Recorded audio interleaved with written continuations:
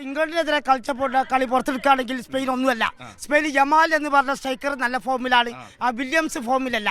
Yamal Williams ആ കൂട്ടുകെട്ട് Williams പോരാ.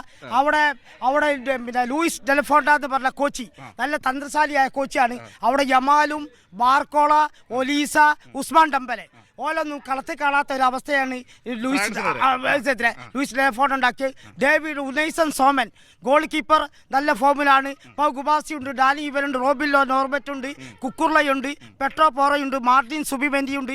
അവിടെ ഗാവി, പെട്രി, യമാൽ വില്യംസ് അടങ്ങുന്ന സ്പെയിൻ ശക്തമായ യൂറോപ്പിലെ ശക്തമായ ടീമാണ്. എല്ലാവർക്കും 2010 ചാമ്പ്യന്മാരായ ടീമാണ്. പക്ഷെ അർജന്റീനക്ക് മെസ്സിക്ക് ഒരു 4ാം കിരീടം നേടിക്കൊടുക്കാൻ അർജന്റീന കളിക്കാർ പൂർണ്ണമായി സജ്ജരായി കഴിഞ്ഞ് ലയണൽ സ്കലോണി എന്ന് പറയുന്ന ലോകത്തെ ഏറ്റവും തന്ത്രശാലിയായ കോച്ചിയാണ്. അതുപോലെ ഒരു 70 മിനിറ്റ് വരെ സ്പെയിൻ അർജന്റീന പോസ്റ്റിൽ ഗോൾ ഇടുന്ന ഓർമ്മ സ്പെയിൻ ഉണ്ടാവുള്ളൂ. അതാണ് ഈ ലോകകപ്പ് തെളിച്ചത്. അപ്പൊ നാളെ അർജന്റീന മുന്നോട്ട് പോകണമെങ്കിൽ ഇന്ത്യ കണക്ക് പ്രകാരം ആദ്യത്തെ ഗോൾ അർജന്റീന ഇടണം.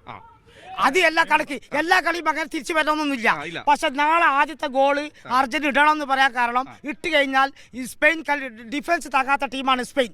അപ്പോൾ സ്പെയിൻ മൊത്തം ഇറങ്ങും.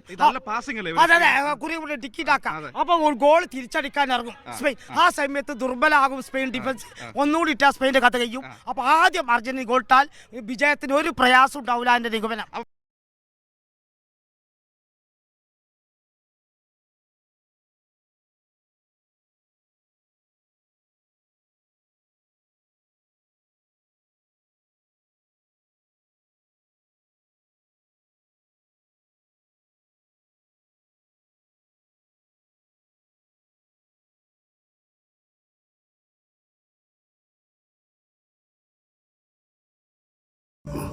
Be positive.